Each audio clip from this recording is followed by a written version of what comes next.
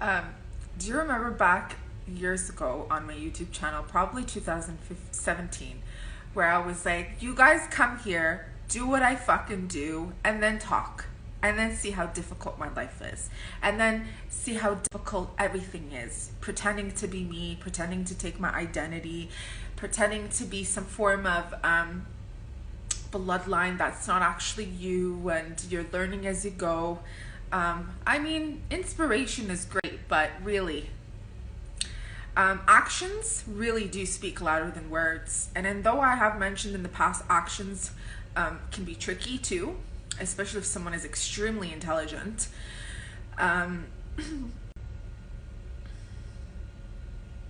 You come here and do what I do, and let's see how long you'll last. And it's interesting because it's like those people have big mouths, and it's like these people are all looking for an easy way out, which is, okay, if it's already created, it's already created, guys, so we can go and pretend that that's me, that's who I am, that's what I do. If you are that queen, king, god, goddess incarnate on this planet to resurrect your culture or resurrect a group of people or the chosen ones, you are going to be doing the hard fucking labor, the hard everything that comes with it. And you're a trailblazer, and you'll be having to do it alone or with a very small group of people.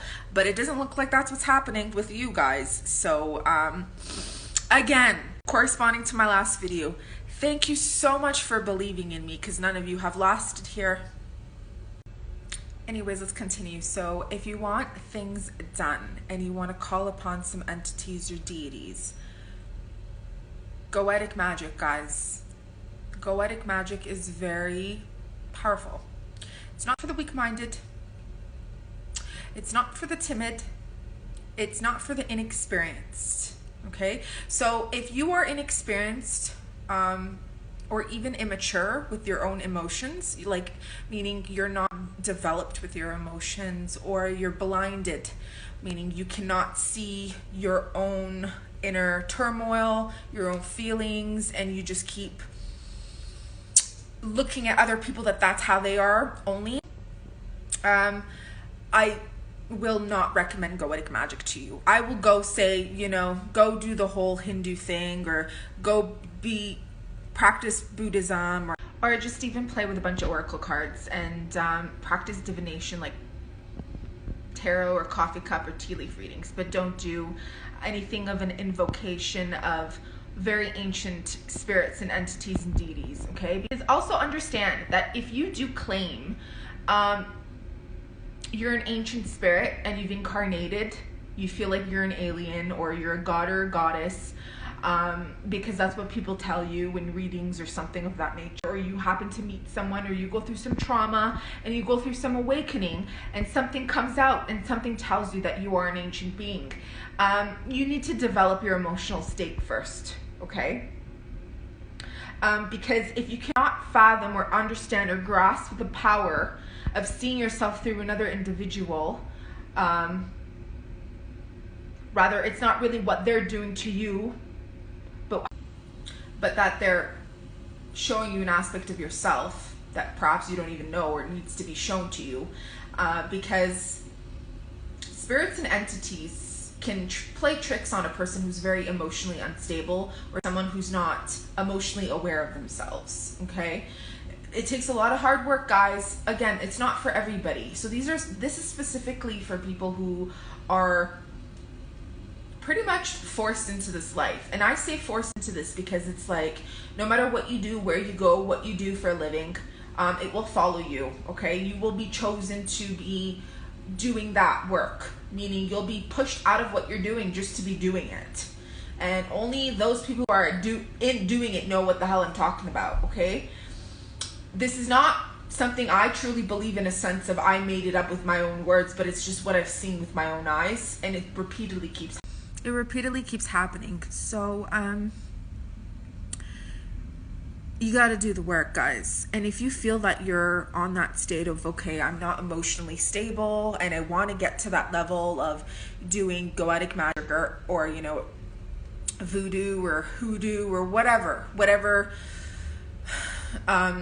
cultural background you're from, whatever cultural magic you are drawn to, or whatever's calling at you, because you know this era is like these type of practices are becoming very popular and well known. Now I'm somebody where I'm aware that, you know, if you're at a young age, or if you're very dedicated to something and you don't give up, you can totally get it and master it. But like I said, you got to be able to do your own inner work. And if you're not sure, so for myself, like, I'm sorry, I have to hold the camera. So for myself, I always knew I was going to leave Canada, not because I didn't fit in or this only, but because I knew I was supposed to leave. My calling is not to be in Canada forever, right? You know, I worked with the indigenous people, and then I just naturally happened to leave, and it was supposed to be in Armenia, right? So originally, I was going to go to Yerevan. Now, before my dad, when he was alive, for those of you who know or don't know, my dad died 12 years ago. He loved Gyumri. Gyumri was the original city of Armenia before the earthquake in 1988 that happened. After the destruction, 1988 till basically about 3 years back, the place was in destruction. Okay, they're only rebuilding now because they went to Yerevan and started building Yerevan. Okay, and Yerevan became the capital of Armenia. So originally, now I always said I want to go to Gyumri, whatever, but I never thought I'd actually live there permanently. I was originally going to go to Yerevan, and I was given a job placement where I was going to work at a women's shelter as a counselor. So everything was ready, ticket was ready, placement was ready, home placement was ready. I was actually going to stay, I think for like a month with this teacher, with an English teacher, and actually stayed with her, I think for about 3 days. And just before I think I left, I packed up and I was about to leave on the plane, I get an email from the job placement girl, and she's like, something kind of happened, and someone from Gyumri, actually an orphanage or a counseling place for girls at a really young age who are, you know, in orphanages, to counsel them. So it's an organization in Gyumri who has, the director has seen your work, has seen your YouTube channel and your resume, and really wants you to go over there, and she wants to have a Skype meeting with you. Would you accept that? Would you be willing to go to live in Gyumri and work in Gyumri? Because that's it. She's already fixed on you. And I was like, that's so interesting, because even the thought of going to Armenia, I was like, Yerevan, I was like, now, to each their own, but I mean, from what I've known about the dialect of Yerevansis, the people of Yerevan, I've never liked it. It's almost like a different language to the Armenian that I speak Western Armenian. The dialect in Gyumri is basically a mix of Western Armenian and Eastern Armenian, which the people of Yerevan speak. But because the dialect of Gyumri, and I'm talking about the older dialect of Gyumri, is actually a branch of Western Armenian, because the people come from Van, Kars, Erzurum, mainly, Mush, from Western Armenia, which is now Turkey, right? So there's a story here. And my sister-in-law, my brother's wife, she's from Yerevan, and her whole family, they're just fucking weird people.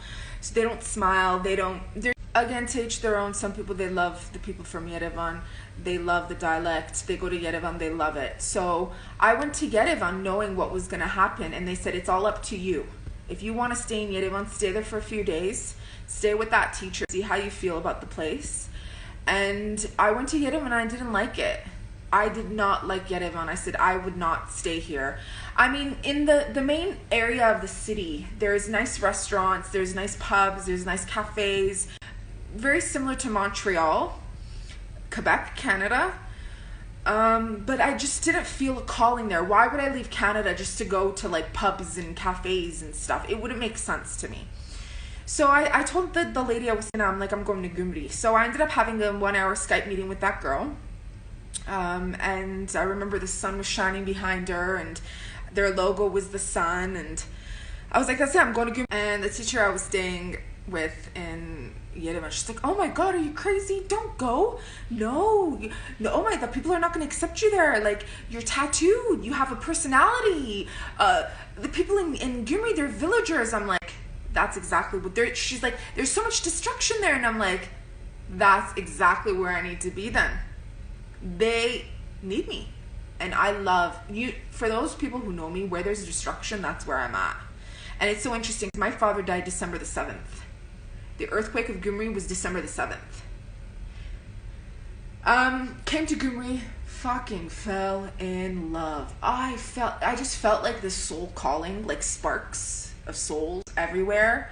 And I'm there to like collect them and recollect and reignite within my soul. I have an aunt who actually she's from Egypt, she speaks 8 languages. So she actually lived in Gumri for I think about a decade, but in the Soviet times, and then she went to Canada.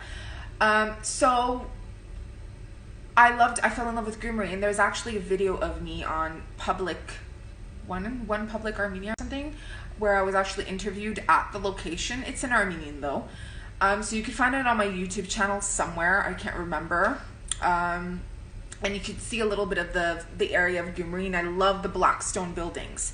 So during the Russian-Turco Wars, this place was actually called Alexandropol, and there's a famous actual poet, writer, and philosopher, spiritualist, somewhat of an atheist also, because depending on how you look at it, who was born in the 1800s, late 1800s. You know who I'm talking about. He was half Greek, half Armenian, born in Alexandropol. Known as George Gurdjieff. Okay, so look him up. Some of the locals who are actually born and raised in Gumri, the younger generation, are not really a fan of him because they've been taught to kind of be a mockery or mock him, that he's kind of an embarrassment because they've been brainwashed with this Christian concept of whatever. But if you're somebody who wants to be enlightened or kind of look into this as like, oh wow, that's part of the heritage, or he was, look him up, George Gurdjieff, because his work was, you know, out of context in today's age or whatever in Armenia, which actually a lot of people are very much atheists here anyways. They don't even talk about it, but don't let that shit bother you or stop you, okay? So this place was actually changed from Kumari during the Urartunian times, Urartu, and then it changed to, oh right, so the video the interview with Public Armenia should be on my videos. Go to my playlist, should be on my videos in Armenia, and you could kind of see a little bit of the place of the orphanage when the kids and the girls weren't there. And I do have a few photos, so of me actually doing events there and stuff. And you can see a little bit of the, you know, place, the kind of leftovers of the building. So the black stone buildings are actually about 200 years old. Some of them a bit older, some of them a bit replicas, but they're actually identical of the Western Armenian homes, which now the Kurds live in like I said, Van, Erzurum, Kars, Mush, you know, those regions, which is now in Turkey. Again, most of the Kurds, some Turks too, but most of the Kurds live there. I want to move on and get back here. So get back to the reason why I'm, you know, kind of mixing in Goetic Magick and your life path with you kind of being pushed and forced into something in a very sporadic way where it's like it's out of your control sometimes. And why I brought up Gumri and everything of that nature together as an example. So I actually faced some fame here. Pretty much, I think the first 2 years, everywhere I would walk, I'd get followed. People want to talk to me. Oh, I've seen you on TV, or oh, you're an incredible person for leaving Canada and coming here as an ethnic Armenian. If we could have more Armenians like you, we could change this city, this country, you know, So ups and downs in all areas of life. I did a photo shoot. I was asked to do a photo shoot at a pub. And then I was asked to actually start an organization with another organization.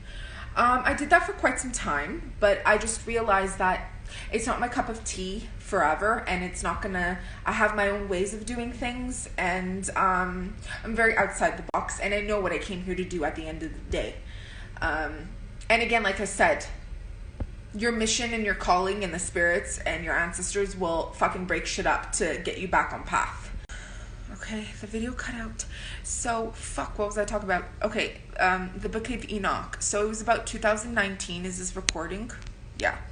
I actually found some evidences, but the evidence was taken away from Russians because some naive Armenian man, local, who knows where he's at now, found when he was digging up huge skulls.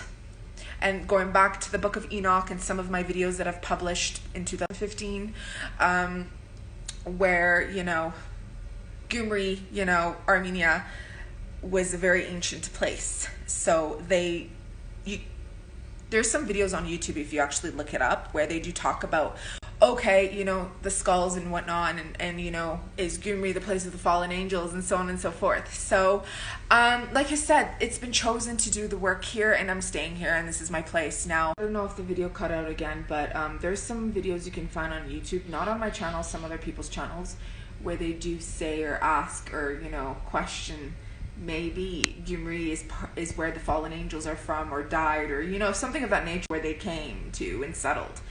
So, like I said, the spirits, the energies, you know, it's all connected. Mesopotamia was very much connected here. Armenians are very much connected to Sumerians. Mind you, Armenians back then are different than the Armenians now, because, you know, DNA gets mixed, of course. Armenians are a very old culture, predates lots of shit, lots of cultures. So, and yeah, and I wanted to say something else in regards to all this, because, actually, like, when I came I think it was up until last year, I've been contacted by almost every mainstream organization. When I say mainstream, I mean well-known organizations in the heart of Gyumri, where they've asked me to do coffee cups, psychic readings, tarot cards, divination for the head leaders. Some of even like the workers. So I know a lot of secrets of people, and I've even had some restaurant owners say, you know, do coffee cup readings here, but I realized my safety is very important.